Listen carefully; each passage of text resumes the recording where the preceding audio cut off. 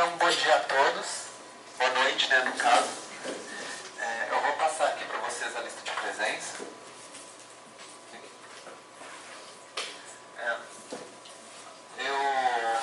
Só para fazer um pouquinho o histórico, né, do que nós já vimos na disciplina até agora. Na primeira aula nós vimos o histórico e as bases conceituais de planejamento e política ambiental. Depois, na segunda aula, nós vimos os serviços ambientais e os métodos de valoração dos serviços ambientais. E na aula passada nós vimos os regimes de apropriação dos recursos naturais. Eu estava dando uma olhada no... Quem me passou o exercício sobre pagamento por serviços ambientais. Eu achei interessante assim, que muitos de vocês que entregaram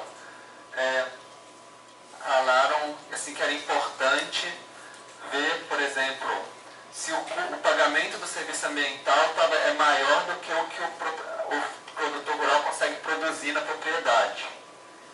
Porque senão ele não vai fazer a escolha de largar a produção dele para produzir.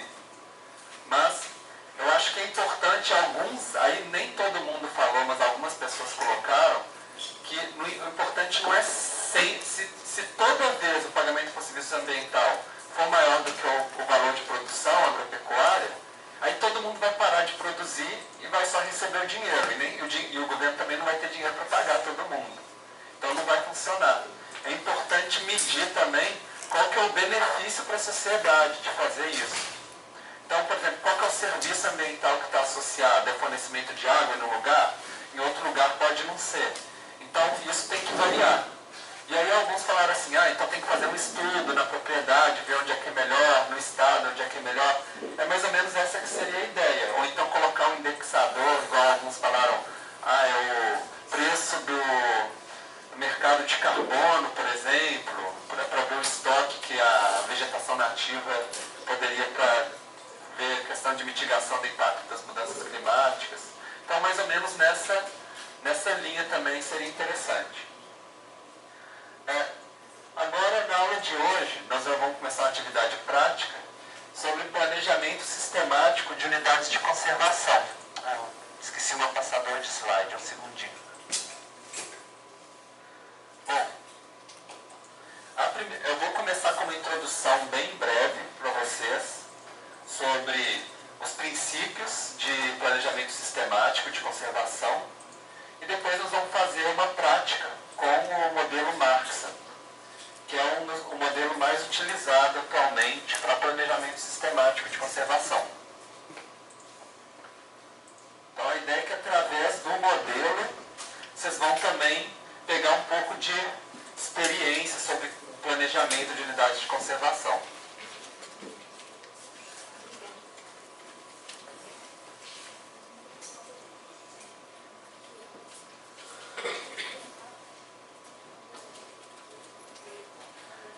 Eu comecei com uma imagenzinha da Arca de Noé e entrando dentro de um computador, porque talvez a Arca de Noé pode ter sido assim, uma das primeiras referências na história de planejamento sistemático de conservação. Aquela ideiazinha, pega 2 de cada espécie, com a ideia de que assim as espécies não vão se extinguir. Só que hoje em dia, com o entendimento na área de ecologia, a gente consegue pensar em estratégias de conservação muito mais efetivas do que ficar com um parzinho de cada espécie. E é um pouco essas estratégias mais complexas que nós vamos tratar na aula de hoje. Então, no planejamento sistemático de conservação, para vocês entenderem o que está em jogo, a pergunta básica seria o seguinte: quais são as áreas mais adequadas para se preservar? A gente só pode escolher algumas, então onde que seria? E normalmente se usa modelos espaciais, que nós vamos ver hoje na aula, mas muitas vezes conciliados com técnicas participativas, porque não adianta nada fazer só um trabalho de escritório se a gente não tem contato, interação com os gestores das unidades, com a população, com os investidores, os proprietários, porque corre o risco de você às vezes se propor um zoneamento, propor um regulamento, que como nós vimos na aula de hoje, se as pessoas que vivem no lugar não acham legítimo, elas não vão cumprir. E aí vai ficar uma coisa mais no papel que não vai ter aplicação prática. Existem alguns princípios para o planejamento sistemático E cada autor vai colocar um princípio de uma maneira um pouco diferente, com os nomes um pouco diferentes, mas eu peguei aqui alguns assim, que eu acho que tem mais a ver com o que nós vamos trabalhar hoje e com o que nós estamos vendo no curso também. Seria representatividade, vulnerabilidade, eficiência, complementaridade, flexibilidade, insubstituibilidade e capacidade. Eu vou explicar cada um deles para vocês, dando exemplos. A ideia da representatividade é porque a ideia assim, nós temos que descobrir o que nós queremos preservar. E, de uma maneira geral, a gente quer que uma unidade de conservação ela consiga preservar o máximo de aspectos diversos possível. Quer dizer, você está preservando uma área, mas ela tem várias utilidades, por exemplo, muitas espécies, serviços ambientais, nós vamos discutir quais podem ser os alvos, né? Porque a ideia é assim, o alvo, o que nós queremos preservar? Suponho que poderia ser, por exemplo, o bioma Mata Atlântica, por exemplo. E a meta? E normalmente teria que ter uma meta para o alvo. Quer dizer, o quanto que nós queremos preservar desse alvo. Então, um exemplo poderia ser 20% dos remanescentes de Mata Atlântica no Brasil, que nós gostaríamos que estivessem dentro de unidades de conservação. E aí fazer um planejamento para atingir essa meta. É um pouco o caminho. Alguns exemplos de alvos comuns. Espécies guarda-chuva, que são espécies que, se elas forem extintas do local, vai causar um grande impacto no ecossistema. Porque elas interagem com várias cadeias de interação entre os seres vivos. Por exemplo, os grandes carnívoros, como a onça pintada, se você acaba com eles, o ecossistema muda completamente. Tem espécies endêmicas e ameaçadas, quer dizer, às vezes só existe em um localzinho a espécie, então você cria uma unidade de conservação para não deixar ela se extinguir. Espécies indicadoras, que, por exemplo, são espécies que indicam que o ambiente está com uma boa qualidade. Então, se a gente quer preservar um ambiente que seja um remanescente bem preservado, pode ser interessante. Os hotspots, eu trago para vocês o conceito do que é um hotspot, né? São áreas com alta biodiversidade e grande pressão de desmatamento. Então, se a gente vê assim, tem muita biodiversidade, mas está tendendo a acabar, a gente tenta preservar essa área. Pode ser elementos da paisagem, por exemplo, uma serra que ela é cênica, que tem um potencial turístico. E podem ser processos ecológicos, que é um pouco na linha dos serviços ecossistêmicos. E nós podemos querer fazer uma unidade de conservação para uma área de manancial de abastecimento público, por exemplo. Outro princípio que está relacionado à representatividade é o da vulnerabilidade. Que é, para selecionar os alvos, muitas vezes a gente quer priorizar áreas que estão com maior iminência de destruição, que é um pouquinho que eu falei dos hotspots com vocês. E o que caracterizaria essa vulnerabilidade? Pode ser, por exemplo, presença de espécie ameaçada de extinção, se o ambiente já está muito fragmentado, se a taxa de desmatamento está alta, se tem um grande potencial agrícola, então provavelmente a gente espera que aí os fazendeiros vão ficar de olho na área para produzir lá, então tem um potencial de ser ocupado. Então são exemplos de alguns parâmetros. Aqui no Brasil, nós consideramos os hotspots a Mata Atlântica e o Cerrado, porque são os biomas com maior índice. A Mata Atlântica porque já foi praticamente toda desmatada, e o Cerrado porque a taxa de desmatamento está avançando cada vez mais. Outro princípio é a deficiência. Por quê? Para instalar uma unidade de conservação incorre em custo. Por exemplo, para adquirir a terra, porque tem que pagar uma indenização a quem mora lá, para a pessoa sair. Então, o nosso objetivo vai ser pegar a unidade de conservação o menor possível, mas que preencha todos os elementos alvo para atingir a nossa meta. Então, nesse exemplo aqui, vamos supor que a nossa meta é pegar essas espécies de todas essas cores aqui. Uma opção é a A e a outra opção é a B. Mas a A, ela é menor. Então ela vai ser menor, então vai ser mais barata, né? Pensando assim. Então é melhor escolher a opção mais barata que preserva todos os elementos do que a opção B.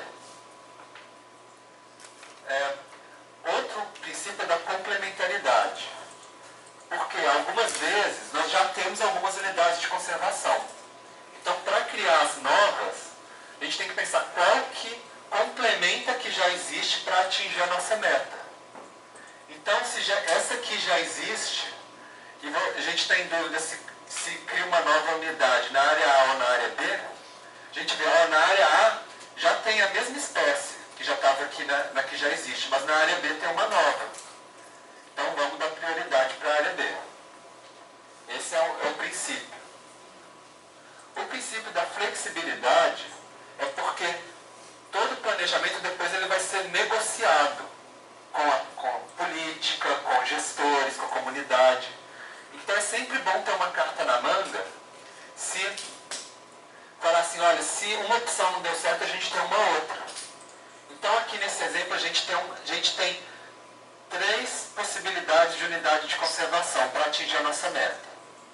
A B ela é muito grande, vai ficar muito cara. Mas a A e a C, elas são do mesmo tamanho e atingem a mesma meta.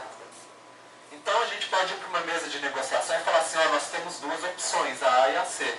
Qual que vocês acham melhor? Então é uma estratégia. Outro princípio importante é de insubstituibilidade. O que é isso? A ideia é o seguinte, nós temos a nossa meta e alguns dos locais, eles vai só nesse lugar que vai ter essa espécie. Por exemplo, as espécies endêmicas. Então, se você estiver escolhendo que lugares preservar, com certeza esse lugar que só tem essa espécie, a gente vai escolher para preservar. E pode ter um outro lugar, por exemplo, a gente olha aqui, esses 2 aqui, ó, o vermelho e o amarelo só tem aqui. Então a gente tem que preservar esse daqui. Mas aqui tem um laranja que já tem aqui. Então essa aqui não é tão prioritária aí, já. Se a gente pegar essa daqui, a gente não precisa preocupar tanto com o de cá. Então essa é a ideia de tentar ver o que é redundante e o que realmente é prioritário. E outro princípio é da compacidade, que tem a ver com a forma da unidade de conservação. Vamos supor que essa aqui é a nossa unidade de conservação. Ela tem 100 hectares. Existe um processo ecológico que chama efeito de borda. O que é isso? Vocês estão vendo essa areazinha laranja aqui em volta? Ele já está dentro da unidade de conservação, mas como tem gente ocupando aqui em volta, os impactos ambientais eles atravessam a cerca. E aí a qualidade do ambiente não é tão original assim.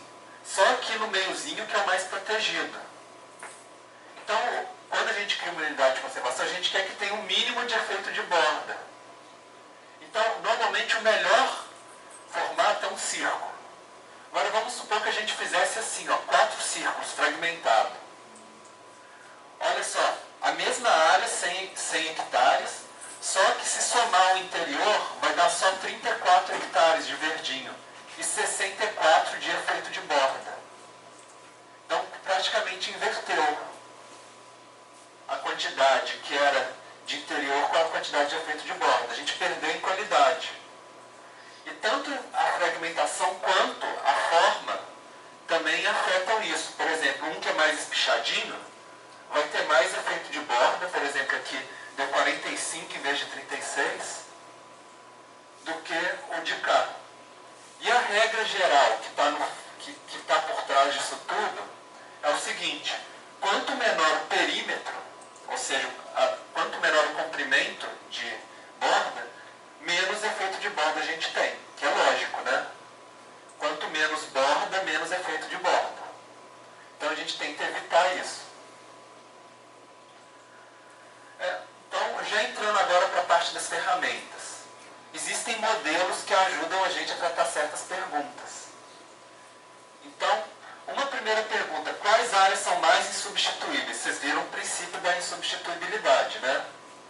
Então, que a biodiversidade não é encontrada em outras áreas. Então, tem um modelo que chama CIPLAN, que ele consegue modelar e achar quais que são as áreas mais insubstituíveis. Nós não vamos trabalhar com ele hoje, mas ele é um modelo que é bem utilizado. O que a gente vai trabalhar hoje é essa pergunta aqui. Quais as melhores áreas para se conservar, para a gente atingir a meta de conservação, com o menor custo para a sociedade. Então a gente vai usar o Marksan, que é a ferramenta mais utilizada para isso. E tem uma outra pergunta, que seria mais ou menos o inverso dessa daqui. Quais as melhores áreas para se conservar, dado o custo máximo tolerável para a sociedade? Vocês estão vendo que é diferente. Essa aqui a gente tem uma meta e a gente quer chegar no menor custo para atingir a meta. Essa aqui a gente tem um orçamento de dinheiro e quer saber o que a gente consegue fazer melhor com esse orçamento. Então, o que é mais utilizado para essa segunda pergunta é um modelo chamado Zonation. Mas o Marksan também consegue fazer também. Mas aí esse é mais fácil de fazer. Então, são os 3 programas assim, que são gratuitos e que são mais utilizados hoje em dia. Existem outros, mas esses são os mais utilizados. Então, eu vou dar um exemplo para vocês do Marksan, que nós vamos utilizar hoje. Pensa que isso aqui são 4 mapas da mesma região, mostrando a distribuição dos nossos alvos, que é o que a gente quer preservar. Então, suponha que são 4 espécies diferentes, ou serviços ecossistêmicos, ou elementos de interesse. E nós vamos ter uma meta. Vamos supor que a nossa meta é conservar 20% de cada um, por exemplo. Além disso, nós vamos colocar também, estimar um custo, que é de degradação dos serviços ecossistêmicos, por exemplo, prejuízo para a sociedade, por porcentagem da meta que não foi atingida. Por exemplo, se a gente preservar só 19% em vez de 20%, qual que é o prejuízo econômico? O valor, lembra o valor dos serviços ecossistêmicos que a gente viu na aula, aqueles métodos de valoração? Quanto que seria o prejuízo de não atingir a meta? Isso a gente estima aqui, né, nessa parte. Depois a gente vai fazer uma estimativa de custo de implantação dessas unidades. O que está relacionado ao custo? Custo de aquisição, que é o principal, que é o preço para pagar pela terra.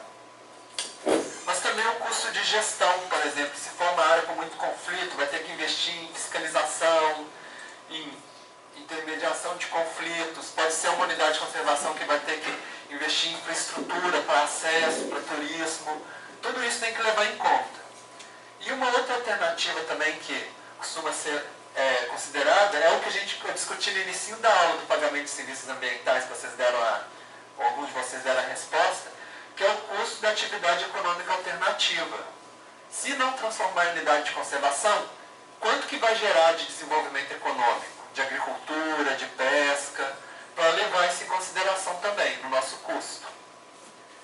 Então, na mesma área a gente tem assim, os mais amarelinhos o custo é maior e os mais pretinhos, mais escuros, o custo é menor nesse mapa de cá. E o modelo ele vai comparar esses mapas todos para dar uma resposta. Qual é a resposta que a gente quer? Qual que é a melhor alternativa de conservação? E aqui nesse mapa, o cinza seria as áreas que não é para conservar, o verdinho seria as áreas para conservar, o azul seria as áreas que já são preservadas, e aí a gente pensa naquela ideia da complementariedade, né? Quais que são os verdinhos que complementam melhor o que já está preservado no azul. E o preto pode ser uma área que não dá para preservar, pode ser uma cidade, por exemplo. Que você não vai tirar todo mundo da cidade para fazer uma unidade de conservação lá. Então são áreas que a gente pode excluir também. Além disso, nós vimos também o princípio da flexibilidade. Então o Marksan ele gera um outro produto interessante, que ele tenta achar várias alternativas ótimas e fazer um mapa de frequência. Assim, juntando todas as alternativas que são boas. Aqui, o que está mais amarelo é aquele que sempre aparece em todas as alternativas. No caso, a unidade de conservação que já existe, né? E indo para o verde, depois para o azul e depois para o preto, as que menos aparecem. Porque com um mapa desse daqui, a gente consegue sentar para negociar melhor com as pessoas do que com o de cima. Se de repente o pessoal fala assim, essa área aqui não vai dar não, para conservar não. Aí a gente olha as que estão aqui em volta, por exemplo, que é possível, que também seria interessante. Então é assim que a gente usa o resultado de planejamento, né? A ferramenta para o planejamento. Então, é mais ou menos essa que é a ideia do fluxograma que o modelo faz. E ele, para gerar essa resposta, ele usa um cálculo, que a gente chama de função de objetivo, para minimizar o custo, qual que é o melhor custo-benefício para a sociedade. O mínimo que ele precisa é isso. O custo de implementação, que é esse de cá, né? E o custo, a penalidade por não atingir a meta de conservação. Por exemplo, se não implementar a conservação dos 20% da nossa meta, quanto que vai ser? E juntando esses dois, qual que é o custo que é menor para a sociedade? Isso é o básico, mas a gente pode acrescentar outras coisas também. Por exemplo, a penalidade pelo efeito de borda. O efeito de borda ele degrada os serviços ecossistêmicos, e então a gente vai e deduz essa penalidade também. E também a gente pode colocar uma penalidade por exceder os limites orçamentários, que era o que eu falei para vocês. A gente tem um orçamento máximo, e falar assim, se ultrapassar isso vai ser muito complicado, a gente não quer que ultrapasse. Então a gente pode colocar isso também. Então essa é a ideia básica. Bom, o Marx ele é um modelo e ele foi implementado em diversos programas. Eu estou citando aqui alguns para vocês. O mais antigão é o aplicativo DOS, aquele antes do Windows, né? E ainda é o da força bruta que a gente utiliza mais. Então a gente vai mostrar, eu vou mostrar ele para vocês. Tem o QMarx Toolbox, que ele é um complemento do QGIS, que é um programa de geoprocessamento, e que usa para preparar os dados de entrada para o programa, para o aplicativo DOS. Então nós vamos ver ele na aula também.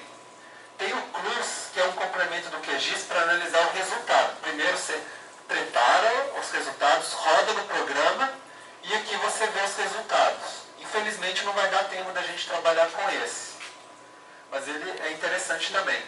Tem esse Zonai Cogito, que ele tanto edita a entrada quanto visualiza o resultado. Só que ele é um programa muito antigo, ele trava muito, a gente tem até instalado nos computadores aqui, mas eu preferi não utilizar na prática de hoje, porque ia travar num tanto de computador, não ia ficar legal para a gente trabalhar. Tem o Maxam.net, que é o pacote do Maxam para usar no ambiente R, de programação de estatística. Ele é atualmente a forma que mais se utiliza no meio acadêmico para pesquisa acadêmica. Então, nós não vamos ver hoje usando o R, porque ia demandar mais tempo para usar, mas se a gente fosse para um trabalho de pesquisa aplicada, provavelmente utilizaria essa alternativa. E tem o Marxam.io, que ele é um aplicativo web, que você faz o upload dos dados de entrada do modelo, ele roda lá no aplicativo web e você visualiza os resultados no ambiente web. Ele é interessante, por exemplo, para rodar em um workshop, numa oficina, que você coloca os dados lá e na oficina o pessoal altera alguma coisa no modelo e ele altera automaticamente no ambiente web. Então é uma ferramenta participativa bem interessante. Bom, agora nós vamos começar a nossa aula prática. Quem não ligou o computador, eu queria pedir para ligar. Eu coloquei os dados da aula no TDIA já. Quem puder olhar. E os computadores que tiverem acesso à pasta alunos, vocês também podem copiar direto da pasta alunos para o Drive D de vocês. Quem tiver no Drive D de vocês uma pasta que está escrito já Aula Marxam, eu queria pedir para que vocês deletassem essa pasta, que foi o pessoal da manhã que colocou lá. No Drive D de vocês, se já tiver Aula Marxam, vocês deletam. Quem quiser acessar o TDIA, eu coloquei um link da internet, mas está um endereço muito comprido. Acho mais fácil para vocês, quem conseguir acessar essa pasta alunos no Windows Explorer, mais fácil de copiar. Não move não, tá gente? Copia. Quem não tiver, olha no TDIA, baixa agora, tá? E quem não conseguir acessar a pasta aluno, tem um programinha que é o LabGel, escrito assim, LabGel, que é se vocês clicarem no menu iniciar do Windows e digitar LabGel, que ele faz aparecer a pasta alunos no computador de vocês também. Então vou dar um tempinho para vocês baixarem, então vocês entram da maneira que vocês acharem mais fácil. Eu também tenho no pendrive também, se for a última opção e alguém não conseguir acessar de maneira alguma. E enquanto quem já for acessando já, eu vou pedir para vocês abrirem podem ir abrir no QGIS também, que é deixa eu ver aqui, é o QGIS Desktop 2.18.20 com GRASS, que é no computador de vocês tem a versão 3 e a versão 2.18, mas a versão 3 do QGIS não tem o complemento do Markson. Então nós vamos usar 2.18, tá? Tá em qual pasta, professor? Pasta alunos? Achou o alunos aí? Tá escrito aula Markson. Tá. Aí você copia pro D2 seu, tá bom? Mas eu tenho várias pastas na aula Markson, tem várias pastas. Isso, copia a pasta inteira, com todas as subpastas, tá bom? Copia pra onde, professor? Pro Drive D, que é o drive de dados desse computador. Normalmente o pessoal pede pra gente jogar os dados nossos sempre no Drive D do computador, porque o C é onde tem os programas, o D é onde ficou reservado para ter os dados, tá? Por favor, não coloque assim uma pasta com o nome de vocês, não. Coloque direto na raiz do D. Porque quanto menos pasta tiver, menos erro dá. Por exemplo, às vezes tem alguns nomes com caractere especial, com ponto, com espaço, que trava o programa.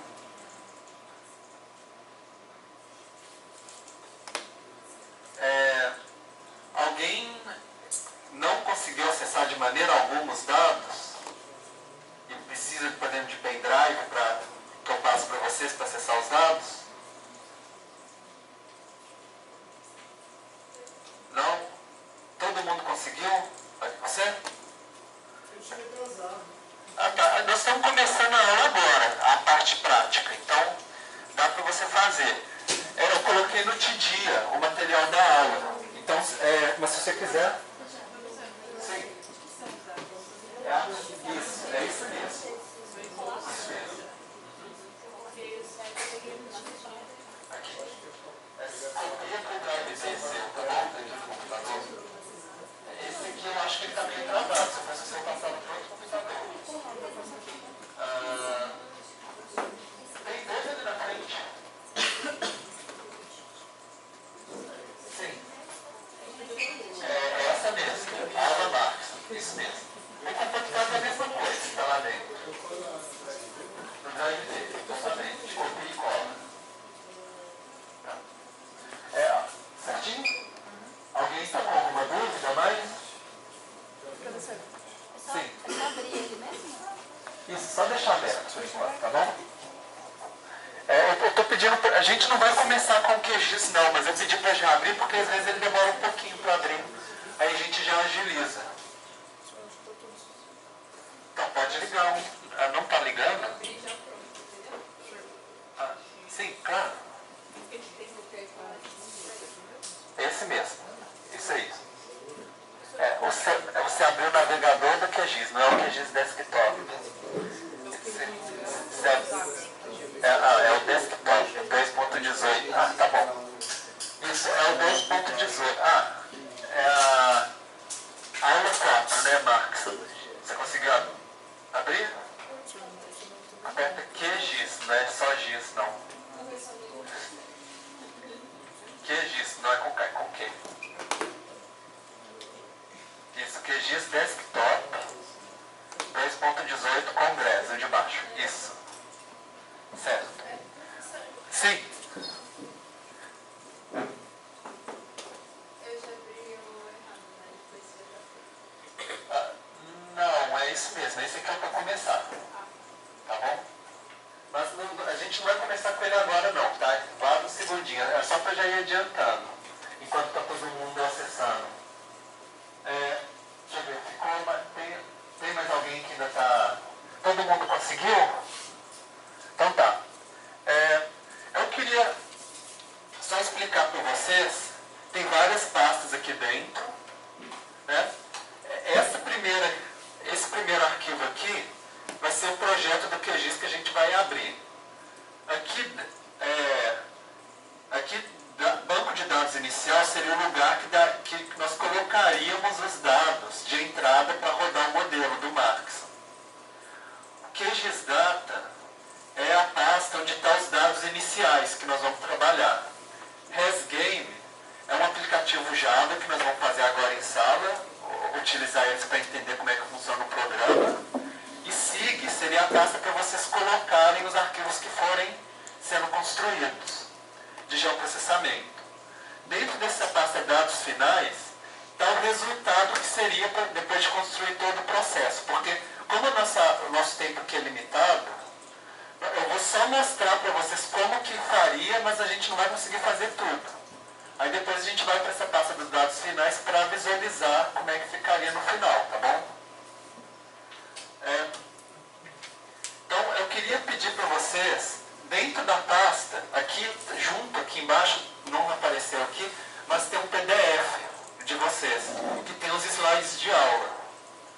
Então, por exemplo, se alguém ficar perdido em alguma coisa, olha lá no PDF, ou achando difícil de enxergar aqui, por exemplo, vocês podem abrir no computador de vocês. E eu vou pedir para vocês abrirem esse PDF e nesse slide aqui, para que vocês entram nesse site. Quem quiser escrever também dá, mas só que eu acho que é mais fácil abrir no PDF e copiar e colar esse endereço. E aí vocês vão e entram nesse site agora, que a gente vai começar por ele, a nossa prática. Alguém não assinou a lista de chamada?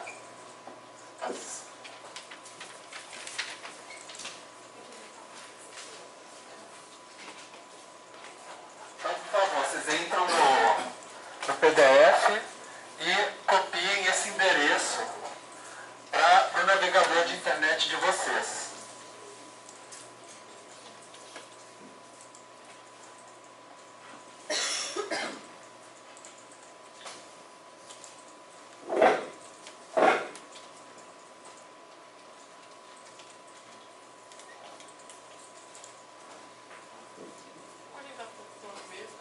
Qualquer um. Às vezes ele demora um pouquinho para rodar.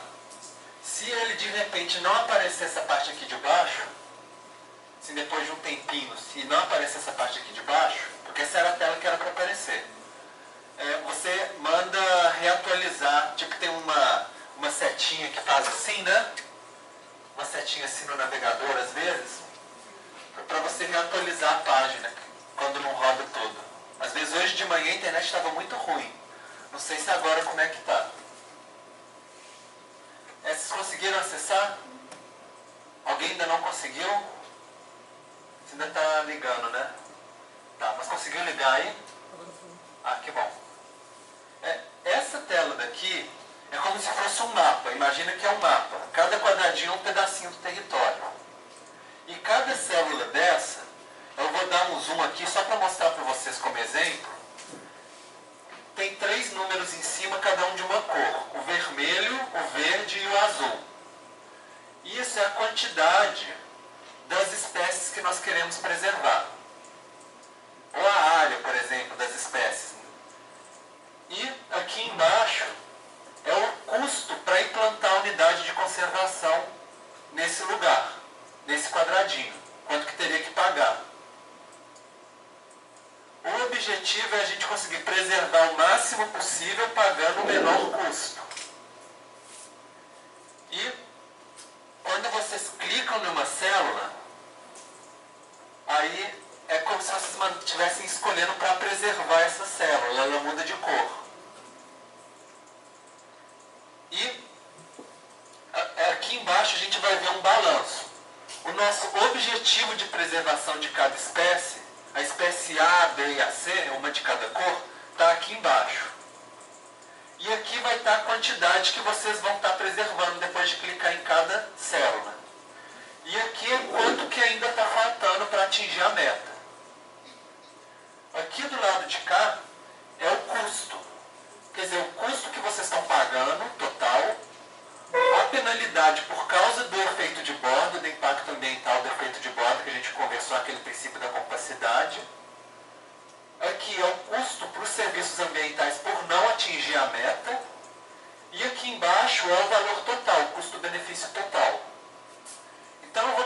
vocês irem clicando, escolhendo, até vocês conseguirem atingir a meta. Então vão olhando onde que tem mais espécies aí no quadradinho e vão clicando. E vão acompanhando o que vai acontecendo com os custos de vocês também. Conforme vocês vão clicando com a meta e com os custos do lado de cá, tá bom?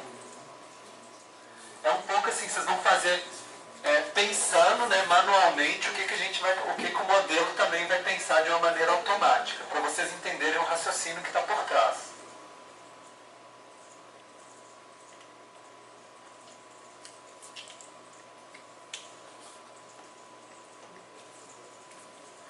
Conseguiu ligar? Ah, tá baixando ainda, né? Não, tá em aulas. Isso. Essa daí. Exatamente. Aí você descompacta e coloca na pasta dentro do drive dele. Isso.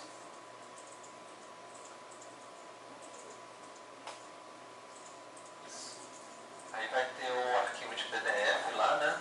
E aí você tenta copiar aquele endereço para colocar no site, tá bom? Beleza. Quando vocês, se alguém atingir a meta, vocês vão ver que vai aparecer aqui embaixo uma opção que é a de ver quais que seriam os resultados obtidos pelo modelo. E aí vocês podem comparar se o custo que vocês chegaram é maior ou menor do que o modelo conseguiu atingir. Ele vai ter duas opções, uma opção sem considerar o efeito de borda e outra opção considerando o efeito de borda.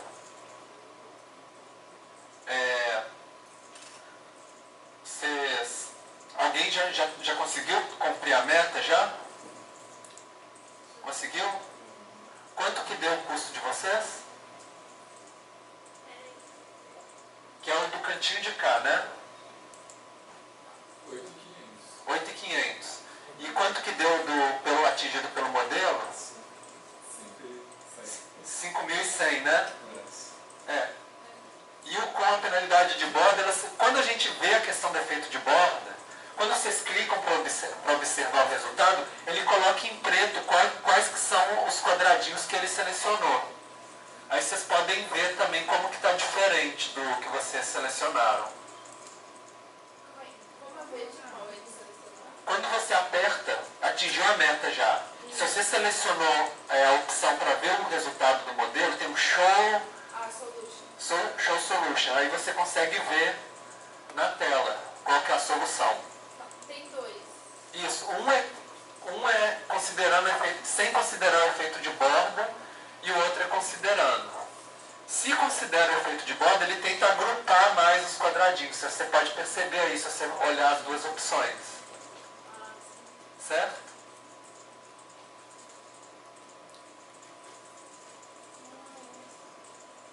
Então, o objetivo também de reflexão dessa atividade é vocês pensarem que às vezes uma situação ela é tão complexa de planejamento que se você for tentar fazer no olho, assim, igual vocês foram fazendo, a gente nunca consegue chegar na melhor resposta possível. Então, ter uma ferramenta de análise que ajuda a tomar a decisão nessas situações mais complexas é muito útil. Pode ser que não vai ser a decisão final, mas pelo menos dá uma dica boa pra gente de como chegar no resultado melhor.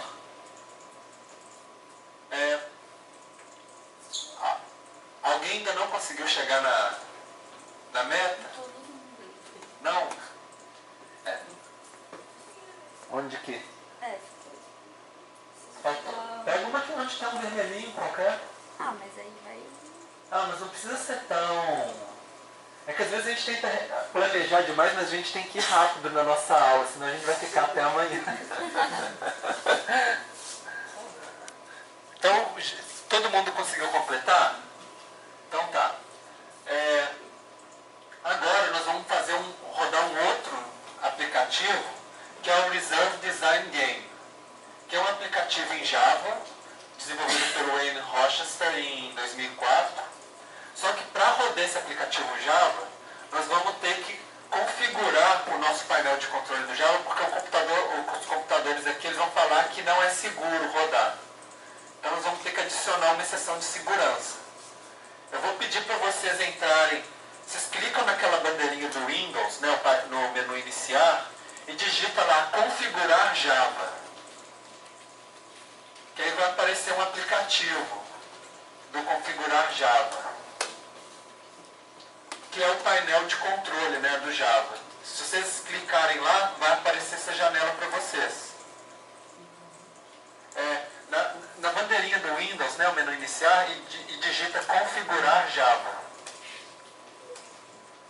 Que isso vai aparecer um íconezinho. Apareceu aí? Então aqui nós vamos entrar na aba segurança, para adicionar nossa exceção de segurança, e clicar aqui em editar lista de sites, para colocar o markson.io, que é a fonte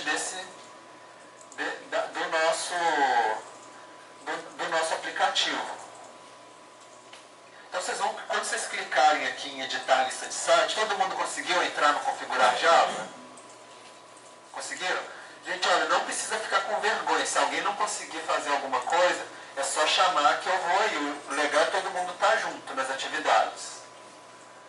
Aí vai entrar nessa janelinha de cá.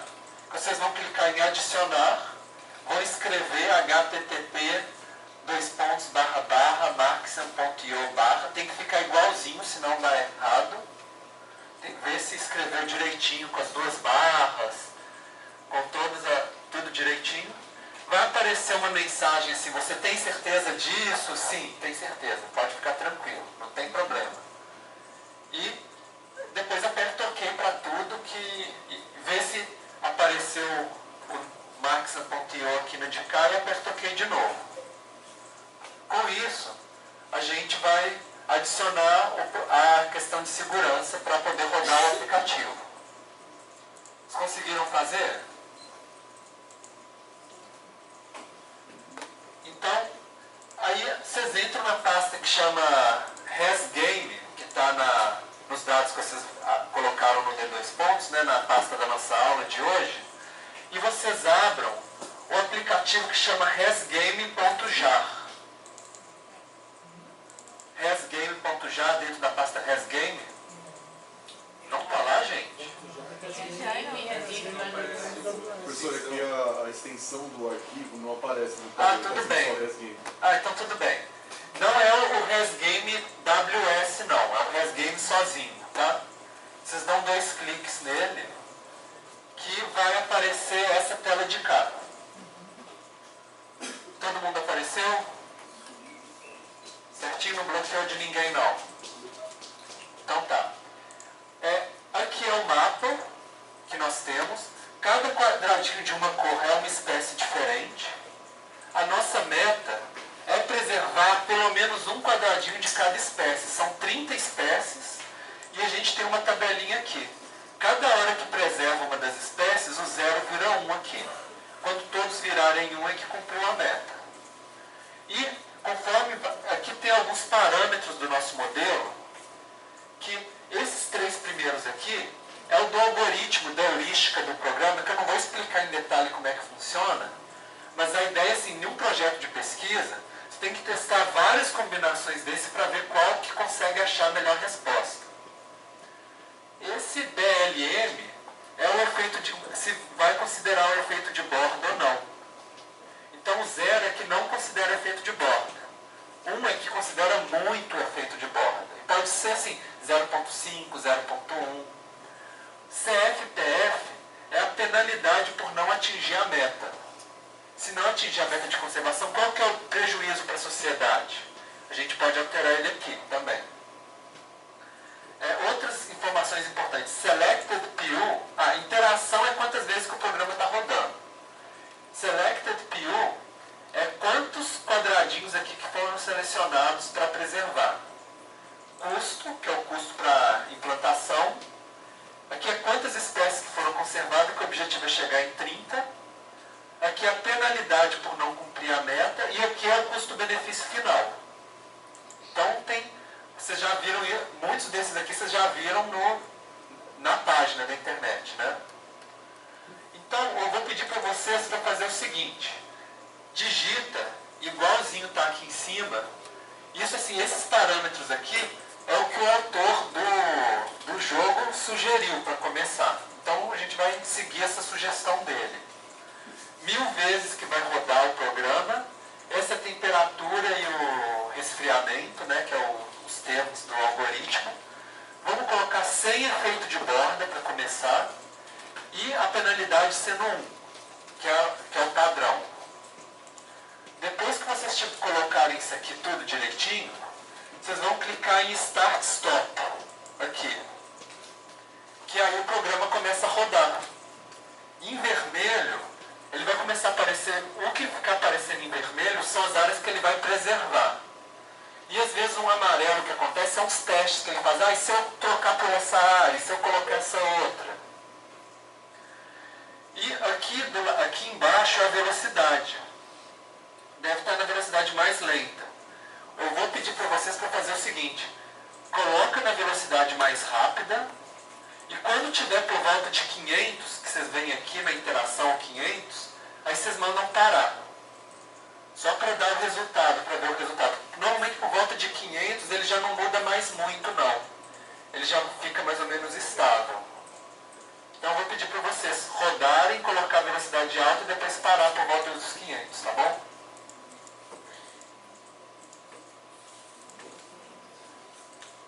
Vai aparecer o 500 aqui, ó, na interação. Ela vai aumentando, né? Cada vez que o programa vai rodando. Sim?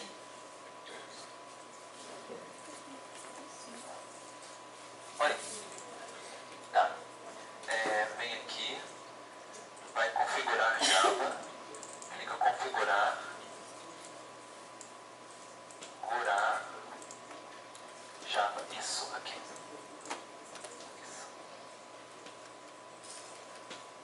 Aí, segurança, lista de sites, adicionar.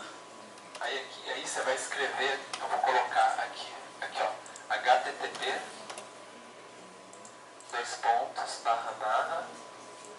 /marxan.io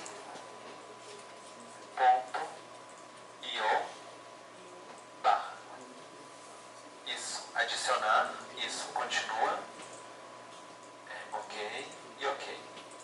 Agora você vai lá na pasta hasGame, o de cima. Isso, dá 2 cliques. Isso. Agora você digita igual está escrito ali, 1010,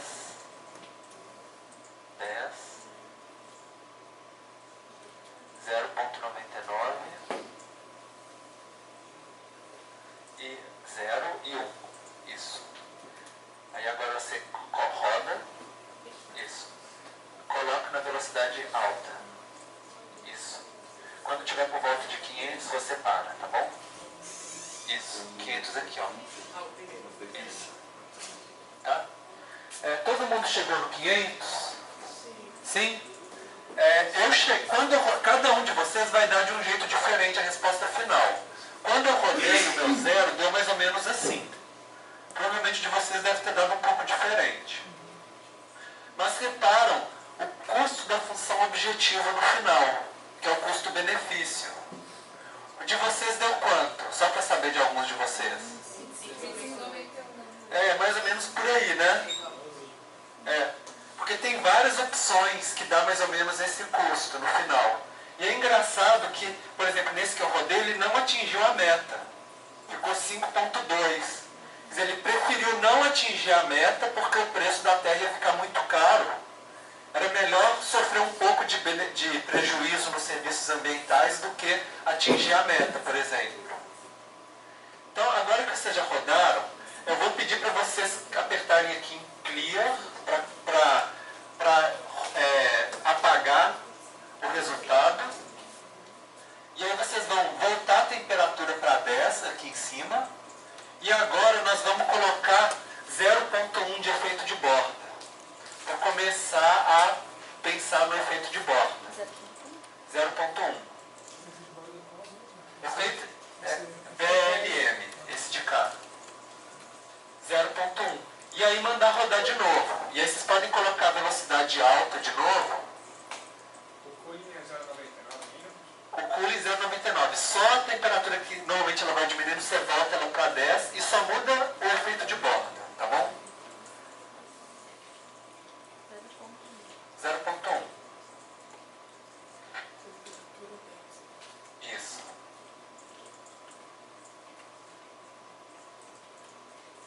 Quando tiver por volta de 500, vocês apertam para parar de novo. E veem como que ficou o efeito de vocês.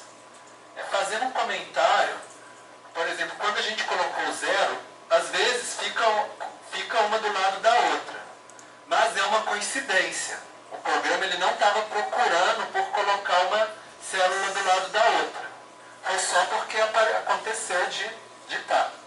Agora, na segunda vez que rodar, ele já vai tentar colocar elas mais uma do lado da outra, o algoritmo do programa. Quando eu rodei, o meu ficou assim, desse jeito. De vocês pode ter dado diferente. Mas, em geral, a tendência é que ele fique mais agrupado do que o primeiro. Nem sempre. Pode ser que, por coincidência, esse ficou mais.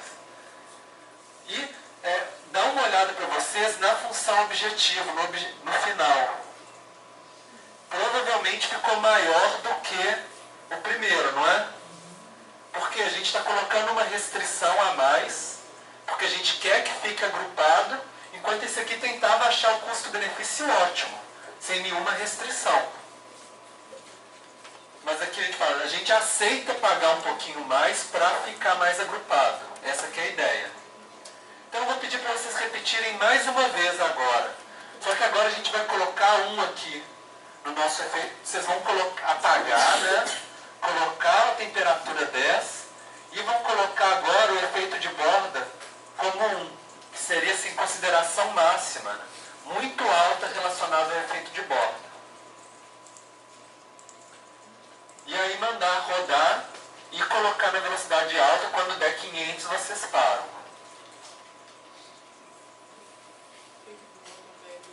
BLM, coloca 1, aí vai ficar os dois 1, né? Igualzinho.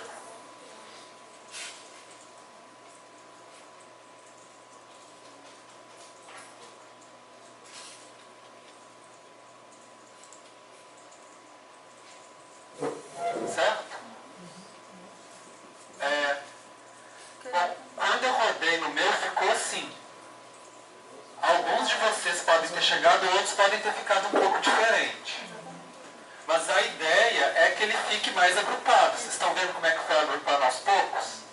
Lembra que o círculo era a melhor forma que a gente tinha conversado? A forma com menos efeito de borda? Mas vocês podem ver que a função, que o objeto custo-benefício de vocês deve ter ficado mais alto do que o das outras vezes. Que é um pouco essa ideia. Nós queremos fazer ela bem redondinha, mas nós vamos ter que pagar mais por isso. Certo? Então, um problema que talvez vocês já devem ter começado a perceber é que como cada um de vocês deu uma resposta, a gente fica nessa dúvida. E agora, qual que é a melhor opção se a gente tivesse que tomar uma decisão? Então, a outra opção que nós vamos fazer agora, que nós vamos discutir, é para vocês abrirem o outro aplicativo Java, que é o ResGame WS. Vou pedir para vocês. Pode fechar, pode deixar no fundo, não tem problema. Porque agora nós não vamos voltar mais atrás, nós vamos entrar nesse daqui. Vocês já conseguiram abrir? Então ele funciona mais ou menos do mesmo jeito, só que agora a gente não muda os parâmetros do nosso modelo. Agora, vou explicar para vocês o que são essas cores aqui.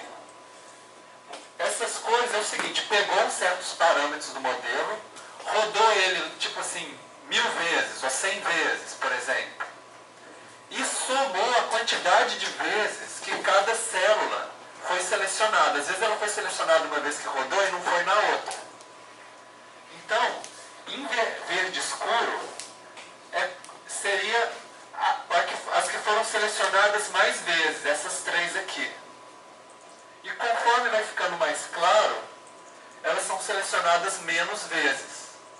Então, normalmente a gente parte da ideia das que foram selecionadas mais vezes, elas são mais importantes para ser preservado. E é mais ou menos essa que é a ideia. E aí tem tudo, né? Os custos, a questão da penalidade, objetivo, para a gente pensar.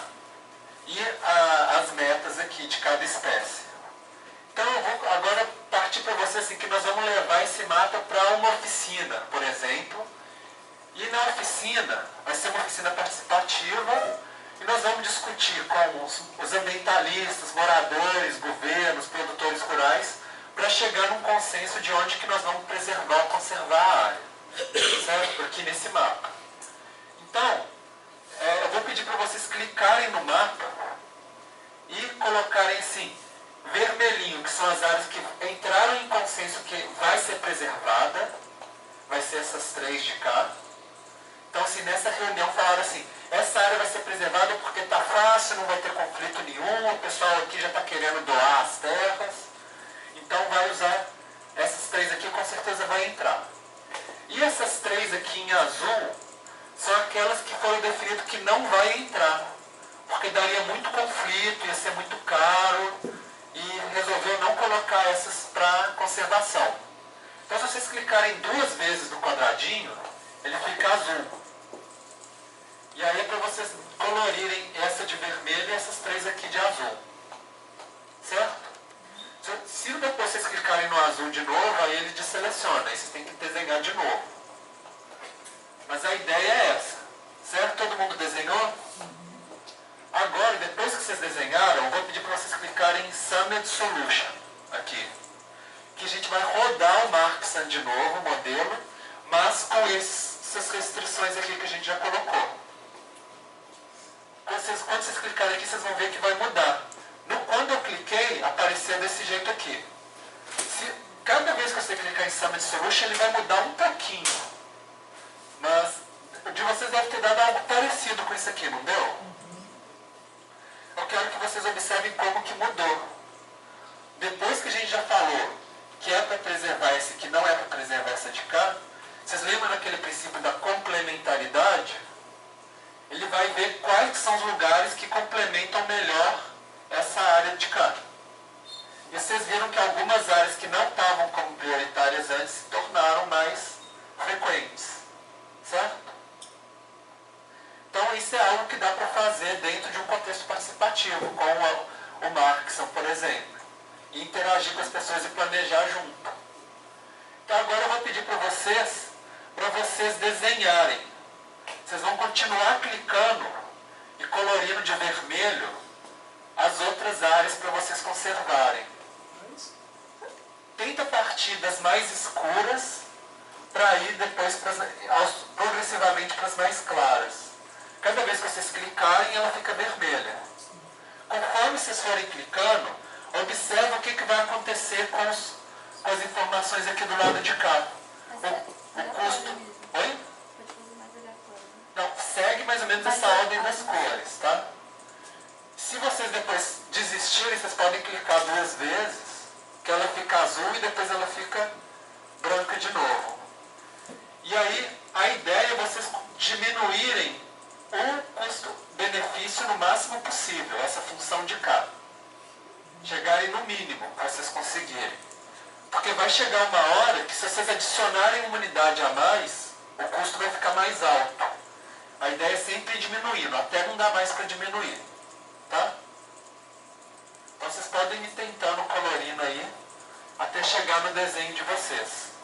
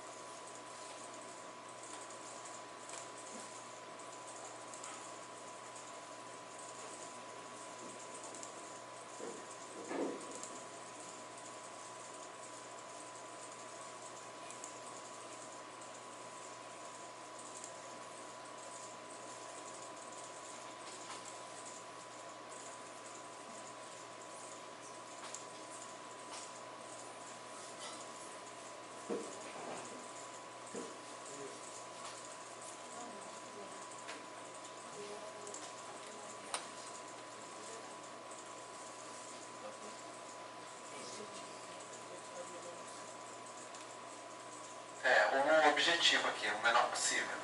Lógico, se conseguir acabar com a meta, que ficar zero é ótimo. Mas pode ser que não chegue.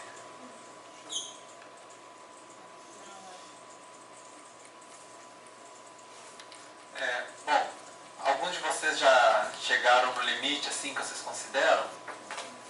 Quando eu desenhei, o meu limite foi esse aqui. Lógico que talvez o de vocês podem estar um pouquinho diferente. Não existe uma única solução, não. Tem várias que dá para chegar no mesmo. Mas deve ter chegado 33 ponto alguma coisa, 34, 35, alguma coisa assim, né? Então, é mais ou menos o desenho que seria mais ou menos o desenho final ótimo com base nessa nossa negociação que nós tivemos no local. Então, vocês viram um exemplo assim, mais ou menos aplicado, né, hipotético, de como que usa o modelo. Alguém tem alguma dúvida, alguma coisa? Agora, assim, no nosso restinho de aula que nós temos, eu teria que mostrar para vocês uma coisa enorme, que é como que usa o Marksan na prática. Porque esse aqui a gente usou um exemplo e já está pronto, né?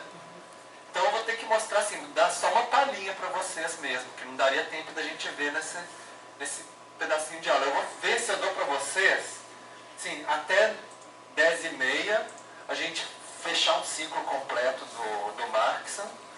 E depois, se alguém puder ficar até um pouco mais de 10h30, eu ia mostrar uma extensão que é o Marksan com zonas. Mais uns 10 minutinhos. Porque aí eu acho que ele fica um tanto assim, quem precisar sair depois de 10h30, aí pode sair, eu só mostro uma coisinha a mais para quem quiser ficar, que é um opcional a mais, tá bom? Todo mundo já assinou a lista de presença, né? Então tá. Nós vamos ver agora esse complemento do que diz, que é o QMarksan Toolbox. Vendo um exemplo aplicado de como que a gente constrói o modelo. O exemplo aplicado vai ser para a ilha da Tasmânia, que fica aqui no sul da Austrália, lugar onde vive o demônio da Tasmânia, que é um animalzinho bonitinho, e é uma região com um ecossistema assim, muito especial, com várias unidades de conservação, várias espécies endêmicas, tem muitos estudos sobre essa pequena parte da Austrália.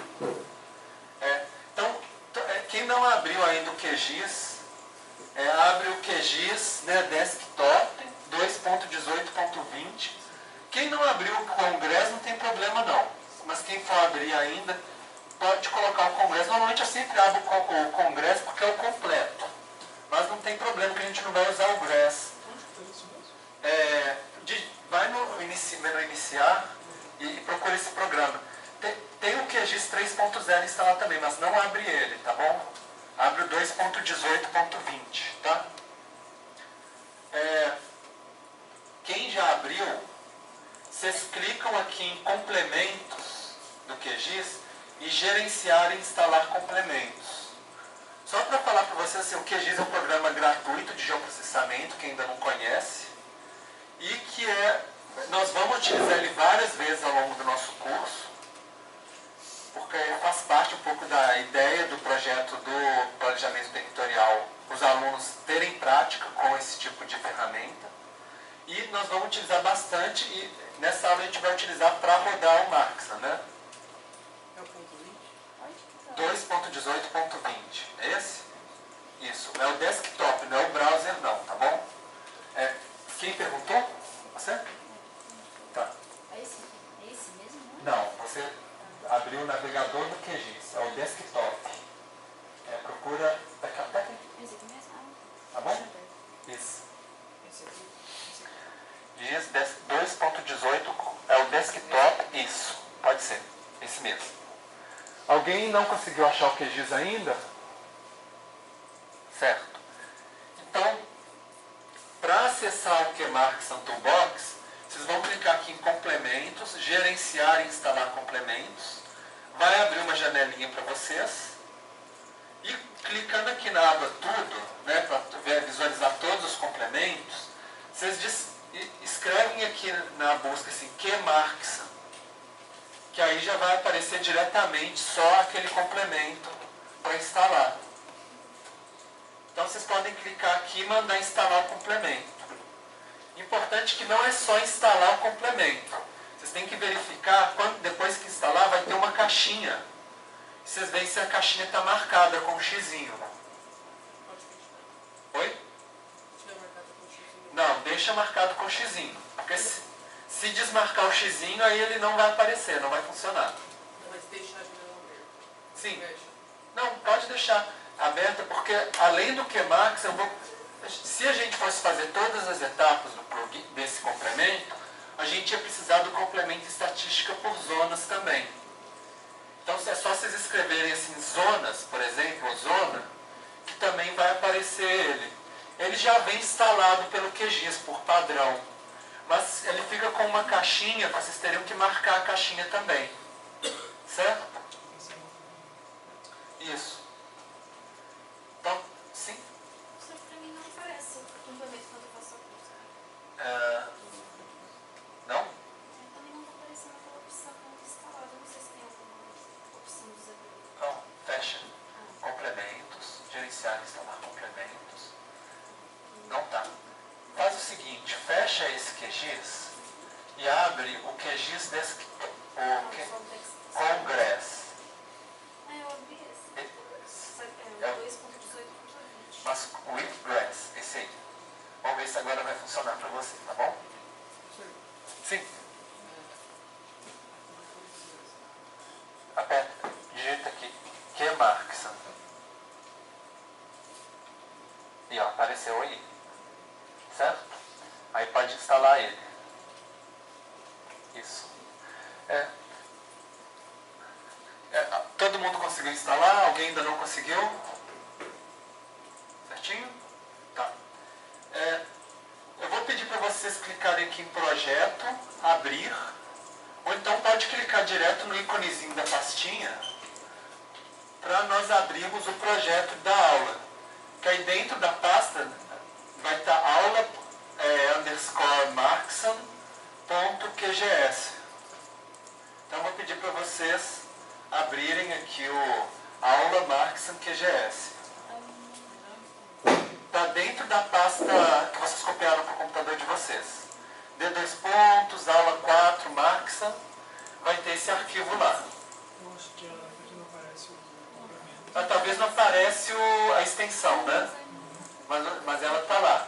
Aula Marxam. Certo? Quando vocês abrirem, vai abrir várias... Não apareceu para você? Saiu do zíper. Você tem uma coisa de complemento? Não é relacionado ao complemento, não. Abrir, pode ser descartar. Isso, vai lá em D2 pontos, né, onde você copiou a pasta. Isso, aula Marxam. Esse. E pode colocar OK. OK. Bom, não apareceu nada. Bom, gente, todo mundo apareceu esse de cá? Alguém não apareceu? Não apareceu? Estranho. Por que alguns aparecem e outros não, né? Esse aqui é do Tidia. Eu não sei se É o do problema- Tidia? É, o do Tidia deu certo. O do Tidia deu certo, o da pasta alunos é que não deu. Eu acho que é isso, porque ela tá precisando do aluno. Só se alterou alguma coisa na pasta alunos, dentre todo mundo copiando também, pode ter tido algum problema. Você pegou pela pasta alunos, deu certo? Tá. Bom, tenta baixar pelo Tidia, então. Tá. Porque pode ser que algumas pessoas foram copiando da pasta alunos, umas de repente modificou alguma coisa na pasta e aí os outros não conseguiram. Quem não conseguiu, tenta baixar o arquivo pelo Tidia para abrir, tá bom? Tá lá no Tidia, tá na pasta aulas, lá no repositório do Tidia. Só para vocês também já irem acostumando, quem não tem experiência com o QGIS ainda, observem que tem umas ferramentinhas de zoom, tem o da mãozinha para você arrastar o mapa de um lado para o outro.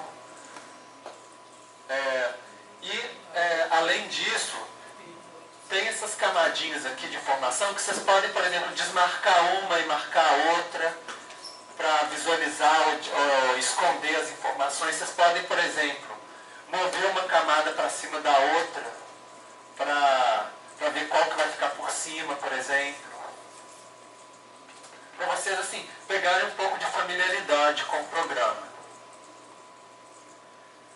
Enquanto assim, ainda tem gente que está abrindo, eu vou começar a explicar um pouco só o que são esses arquivos, antes da gente começar as atividades. Esses arquivos NVIS2 e NVIS20 são duas fisionomias de vegetação que vão ser alvos para preservação. Que nós queremos preservar uma certa porcentagem delas, a gente vai colocar 80%. Bird, que é essa de cá, é a distribuição de uma espécie de pássaro, que também vai ser um alvo de conservação. Reserve, que é o verdinho, são as unidades de conservação que já existem. E aí vocês vão ver que praticamente quase metade da Tasmânia já é unidade de conservação, se vocês olharem nos mapas de vocês. A ideia vai ser como complementar essas unidades que já existem para atingir as metas. E TAS é o limite da área de estudo, que é a ilha da Tasmânia, e COST é o custo de implantação. E aí, o mais branquinho é o valor mais alto e o mais pretinho é o valor mais baixo. Então, se vocês olharem lá, se vocês desmarcarem todos e deixar só o COST aberto, visualizado, vocês vão ver que tem umas áreas que têm mais custo do que outras. Assim, só de brincar de visualizar esses mapas, já dá para perceber algumas coisas, né? Que as unidades de conservação estão muito para um lado e os nossos alvos estão muito para o outro lado, por exemplo. Que em alguma parte das áreas onde que quer conservar os pássaros, o custo para instituir unidade de conservação é muito alto. Se vocês olharem, tem muito branquinho. Então tudo isso tem que levar em consideração na hora de planejar qual que vai ser a área que nós vamos conservar. Vocês conseguiram abrir? Alguém ainda não conseguiu? Mas baixou pelo dia? Vou fechar e abrir de novo. Tá. Branco é mais caro. Mais caro, exatamente. Bom, e agora eu vou explicar para vocês o Markson Toolbox. Vocês vão eu vou pedir para vocês clicarem aqui, processar caixa de ferramentas. Então, vai em processar caixa de ferramentas. Vocês vão no menu, aí vai aparecer no cantinho de cada tela, essa tela de cá. Apareceu? Escrito caixa de ferramentas, processamento. No cantinho. Processar caixa de ferramentas. Aqui dentro tem um tanto de ferramentas de análise espacial, de modelos, que nós não vamos utilizar. Nós vamos abrir aqui o que é Markson Toolbox, onde tem as funções que nós vamos usar para preparar o nosso modelo. Infelizmente, nós não vamos poder passar uma por uma por causa do tempo reduzido da aula. Eu vou só explicar para vocês cada uma delas. Nesse Create Planning Unit Layer, nós vamos criar as unidades de planejamento, que seriam os hexágonos, que nós vimos no jogo, né? Que a gente viu que eram os hexágonos. A gente vai criar os hexágonos para a nossa área de estudo. E a ideia seria depois, assim, cada um ter um banco de dados associado a esses hexágonos, que fala assim, para cada hexágono, quais são os dados, por exemplo, quanto que é a porcentagem de pássaro, qual que é a porcentagem da vegetação, qual que é o custo de implantação, porque é isso que o programa vai utilizar para rodar. Então, a ideia é construir, colocar os dados nessas unidades de planejamento, para poder descobrir quais que nós vamos conservar ou preservar. E aí vem todas as ferramentas para conseguir jogar os dados aqui dentro. Por exemplo, essas aqui, ela vai calcular a quantidade do alvo em cada unidade de planejamento, que no caso é o hexágono. Então, por exemplo, se o alvo está na forma de polígono, por exemplo, aqueles polígonos de vegetação do pássaro, ele vai calcular quanto da área daqueles polígonos que estão em cada hexágono. Poderia ser em pontos, se fosse um arquivo de pontos de ocorrência. Se for, por exemplo, o nosso é de custo, né? O custo é um arquivo raster, que ele não é um arquivo de polígono, ele é um arquivo, uma imagem chapada. Então, esse de cá. E assim por diante. Infelizmente não vai dar tempo da gente fazer tudo, né? Mas só para vocês saberem como que funciona o fluxo de trabalho. Depois que colocou os dados todos, aí vem essa parte de cá, de exportar para o Markson. O que ele vai fazer? Ele vai pegar essa base de dados e transformar num tanto de arquivinho que dá para abrir no bloco de notas, arquivinho de TXT, que o modelo do Markson vai ler para rodar o resultado. Eu não vou entrar como que é cada um, porque não vai dar tempo pra gente. Mas, então assim, só para mostrar algumas coisas, por exemplo, esse seria o nosso arquivo de hexágono, que ia ser criado na Tasmânia, onde a gente colocaria em cada um deles os dados sobre os nossos alvos, os custos, esse tipo de coisa. E dentro esse arquivo com os hexágonos, ele teria uma base de dados, que assim, cada linha é um hexágono que tem um número. E aí para cada linha que é um hexágono, vai ter, por exemplo, o status, se já existe unidade de conservação ou não, por exemplo. E aí daria para a gente editar para colocar quais que são os lugares que já são unidades de conservação. E todos os outros. Eu coloquei todos os slides de procedimento aqui, porque depois, se alguém quiser fazer passo a passo, vocês vão ter essa referência já guardada para vocês. Pode não ser hoje, pode ser algum dia, né? Não é obrigatório, mas para vocês já terem o passo a passo. Então, eu vou passar mais para frente. Esse é o tipo de arquivo, por exemplo, que o Markson lê, que o modelo lê. É um arquivo do bloco de notas que fala assim, na unidade, no hexágono tal, tem tanto de área de pássaro, por exemplo. Esse tipo de arquivo de TXT que o modelo vai ler. Um arquivo que é importante é esse aqui, que é o arquivo inicial que ele vai dar os parâmetros do modelo. Vocês lembram que vocês trabalharam BLM, né? Então é aqui nesse arquivo TXT que a gente edita. A gente abre no bloco de notas e muda. A temperatura que estava lá, o número de interações, a gente consegue alterar isso tudo nesse arquivo de bloco de notas. Outro arquivo que é importante é esse aqui, que é o que fala assim, quais que são os nossos alvos? Pássaro e os dois tipos de vegetação, né? E a gente já pode alterar a proporção da nossa meta. Por exemplo, vamos supor que a gente quer 80% de preservação. Aí a gente colocaria 80% para preservar. Que aí na hora que o programa lê esse textinho no bloco de notas, ele vai entender quanto que a gente quer preservar de cada um dos alvos.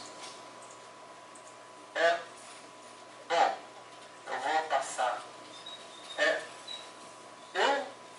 No final das contas, era para gente preencher, colocar todos esses arquivinhos de bloco de notas dentro dessa pasta input. Vocês veem que na pasta DB inicial de vocês, já tem o Markson aqui. Por quê? Se a gente já tem uma pasta que tem a estrutura input, output, o PU é onde vai ficar os hexágonos, o arquivo com os hexágonos, né, com as unidades de planejamento. Na hora que se já está tudo organizadinho aqui do input, a gente clicaria aqui no Markson e ele leria o que está na pasta input e jogaria o resultado do modelo na pasta output. Só que nós não vamos, como nós não vamos ter tempo de fazer isso aqui, eu vou pedir para vocês para entrar na pasta arquivos finais, ou final que está no que vocês baixaram, e lá vai ter, dentro da pasta final, vai ter um DB inicial que já está todo preenchido. E aí eu vou pedir para vocês para clicarem aqui no Markson X64. E agora vai ser um teste de sorte. Porque... inicial ou depois final? Não, final. Na pasta final vai ter um arquivo, uma pasta que chama DB, não é? Inicial. Isso. Achou? E aí vai ter... Se vocês entrarem na pasta input, por exemplo, vocês vão ver que tem todos os arquivos, né, de entrada do modelo já estão lá prontos, né? Quando vocês clicarem no Markson X64, era para aparecer uma janela assim, que ia rodar. vai até o 100, do 1 até o 100. É só que de alguns de vocês não vai rodar, eu sei. Não abriu, deu. Quem levanta a mão em qual de vocês que aparecer essa tela rodando? 1, 2, 3, 4, 5, 6, 7, 8. Gente, eu não sou adivinho para saber por que não rodou nos outros. Porque é o mesmo arquivo, igualzinho. O que eu acho é que o antivírus de alguns dos computadores está travando e de outros não está travando. Essa é a minha expectativa. Se não deu 64 de vocês, tenta no Markson.exe, que ele não é... Esse é de 64 bits, esse é de 32 bits, que roda um pouquinho mais devagar. Alguns de vocês vai rodar e outros não vai rodar mesmo assim. Mas quem que clicou no Markson.exe que não tinha funcionado, mas que agora funcionou? 1, 2, 3, 4. Então assim, às vezes o jeito é você mudar de computador e rodar o modelo de novo. Infelizmente. Mas, então, nós estamos em cima da hora. Bom, eu queria mostrar para vocês o resultado final. Para fazer isso, eu vou pedir para vocês abrirem o QGIS de vocês, e vocês vão abrir, em vez de abrir em vez de vocês abrirem o projeto do QGIS que estava na pasta no início, entra na pasta final, abre o projeto do QGIS que está na pasta final, tá bom? Pasta final. Tá? Na pasta, vocês vão entrar lá no projeto do QGIS, no QGIS, projeto, abrir, né? E lá na pasta final vai ter um arquivo igualzinho, que é o aula Markson, né? Só que ele vai ter já com os resultados finais já do modelo. Isso. Conseguiram? Vai menu projeto, abrir. Aí você vai naquela pasta aula Markson, os dados finais, né? E lá vai ter um arquivo chamado aula Markson, que é o projeto do QGIS. Que é igual que vocês abriram no início. Só que vai ter os dados finais. Isso. Que a ideia, eu vou colocar aqui para vocês o final, seria o seguinte. Deve estar esse daqui de vocês, não sei. Que é a frequência de seleção. Que rodou o Markson 100 vezes, somou todas as vezes, né? E vai ter umas categorias, talvez as cores estejam um pouco diferentes no de vocês, mas que a ideia é o seguinte, por exemplo, nesse caso aqui na tela, em marrom, são os que de 80% a 100 vezes, 100% das vezes, apareceram como unidade de conservação. As outras cores, gradativamente, são os que apareceram menos vezes. Provavelmente a maior parte desses que já estão em marrom aqui, eles já eram unidade de conservação antes. E esses que estão com cores diferentes são complemento. E um pouco essa ideia de quais que seriam as áreas. Por exemplo, esses azuizinhos e os amarelinhos, provavelmente é os que a gente escolheria para cumprir a nossa meta. Além disso, bom, a gente ainda tem um pouquinho de tempo, 3 minutos. É um pouquinho. Assim, só vou mostrar para vocês. A solução melhor que foi encontrada, pelo menos quando eu rodei o Markson, né, foi essa daqui. Que em amarelo são as áreas que são para conservar e em roxo as áreas que não era para conservar. Desculpa, gente, se ficou um pouco corrido, mas é que assim, meia hora para mostrar algo assim que demoraria umas 2 horas para fazer. Mas a ideia é para vocês perceberem qual que é o fluxo de trabalho. Assim, uma coisa é quando você abre o aplicativo aquele do Java e já está tudo pronto. Outra coisa é o processo quando a gente vai ter que construir, olhando os mapas, né, construindo o modelo, rodando ele aos pouquinhos. Bom, então assim, eu vou fechar agora esse conteúdo. Eu falei que eu vou mostrar o Markson com zonas para quem poder ficar. Para a aula que vem, só para explicar para vocês, Vocês não precisam fazer nenhum relatório dessa aula de agora, porque quem participou aprendeu, né, é o benefício para vocês. Na aula que vem vai ser aqui na sala de trás, tá? Na sala de oficina, tá bom? Então, quem quiser ficar, quem quiser sair, precisar sair, pode sair. Agora eu vou mostrar para vocês também, vai ser uns 10 minutinhos, até menos, a opção do Marksan com zonas, que é uma extensão do Marksan, tá bom? Então, o Marksan com zonas, porque até agora nós vimos nos exemplos sempre assim, ou preserva ou não preserva, né? Duas classes. Com o Marksan com zonas, nós conseguimos criar várias classes. Então, um exemplo mais clássico, pensando até na legislação de unidade de conservação aqui no Brasil, é pensar assim, quais áreas que nós vamos criar? Unidade de proteção integral e quais áreas nós vamos utilizar unidades de uso sustentável, que é aquelas onde pode ter alguma atividade, mas tem algumas restrições. E aí pensar em como que a gente consegue estabelecer metas, seja para um tipo, seja para o outro, ou seja metas conjuntas entre esses dois tipos de zonas, e como que seria a configuração ideal dessas várias zonas juntas. Então, um exemplo que eu ia colocar aqui para vocês é o da ilha de Rottnest, na Austrália, que é uma que fica aqui nesse pontinho da Austrália. Esse aqui é uma foto da ilha, essa ilha cheia de corais em volta, que fica cheia de turista fazendo snorkeling, né, olhando, tem pesca turística, e que tem todo um trabalho de conservação da biodiversidade nessa região.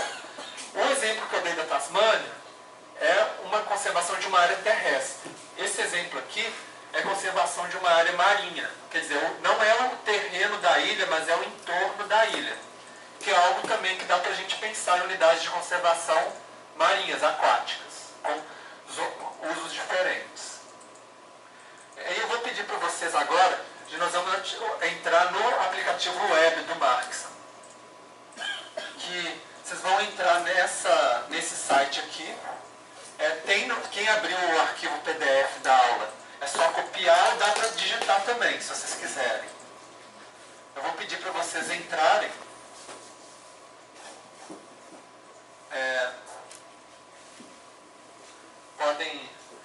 É só copiar no PDF, né?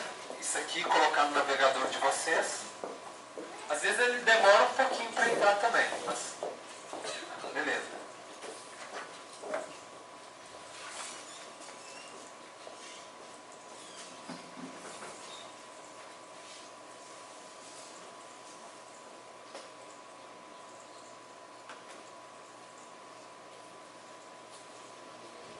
Entrar no site. Quando vocês entrarem no site, vocês poderiam registrar como usuário também, e colocar o e-mail de vocês, mas para agilizar hoje, eu já fiz um registro com o meu e-mail institucional, e aí todo mundo pode usar. Vocês colocam como username vitor.vasconcelos@ufabc.edu.br e a senha é o FABC com letra minúscula. Então vocês digitam aqui vitor.vasconcelos@ufabc.edu.br e o FABC com letra minúscula e clique em login. Quando vocês entrarem, pode demorar um pouquinho, mas ele vai entrar nessa tela aqui para vocês. Essa tela tem várias opções. Uma opção que é interessante vocês verem é essa Upload Dataset. Se a gente zipasse aquele DB inicial com todos os dados e jogasse aqui, aí daria para a gente rodar o Marksan com os dados que a gente criou. E levar, por exemplo, a uma oficina, por exemplo, para interagir com as pessoas. Só que nós vamos... E aqui daria para rodar o Marksan normal, mas nós vamos rodar o Marksan com zonas para vocês, que é o que a gente ainda não viu. Então vocês clicam aqui, Run My Zone. Pode também demorar um pouquinho para rodar, mas vai entrar uma tela mais ou menos assim para vocês.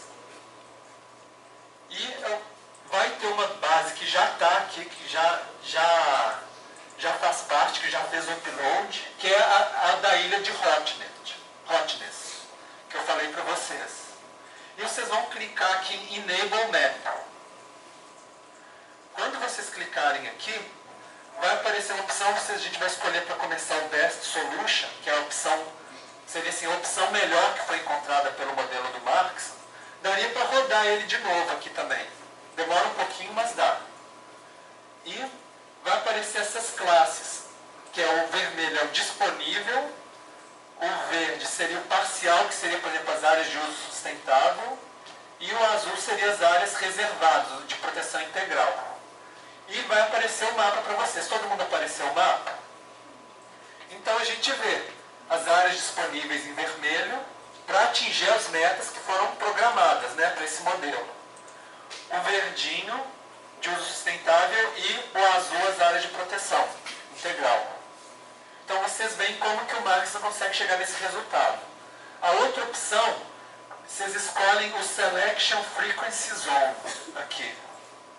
E aí vocês vão poder escolher entre o 1, o 2 e o 3. Vai ter essa barrinha de rolagem.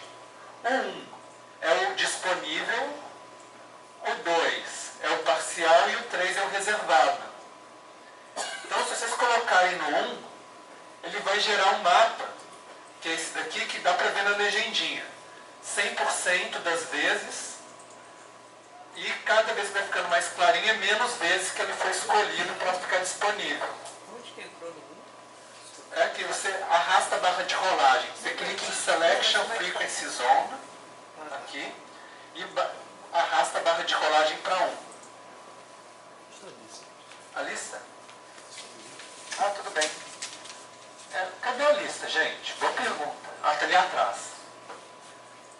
E se vocês colocarem na zona 2 e na zona 3, vai aparecer os mapas da zona 2 e 3.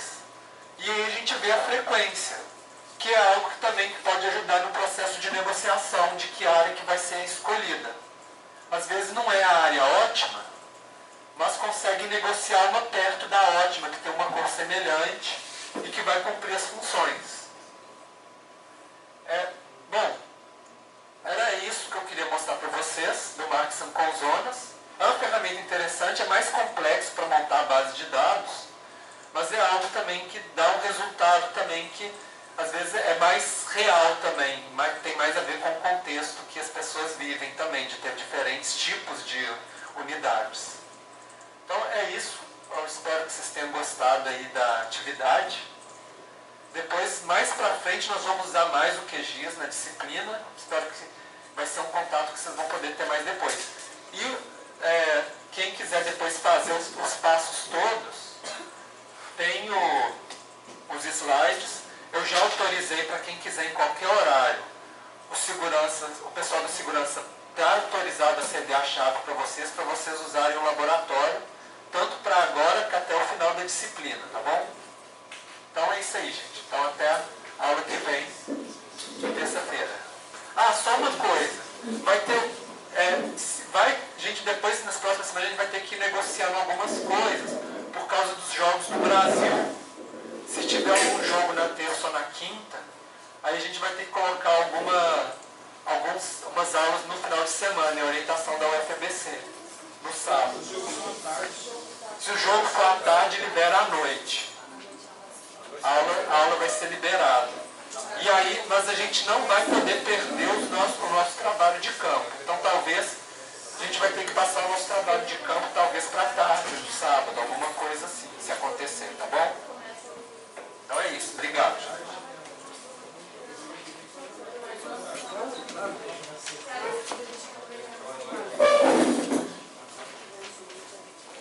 Você não entrou no ajuste?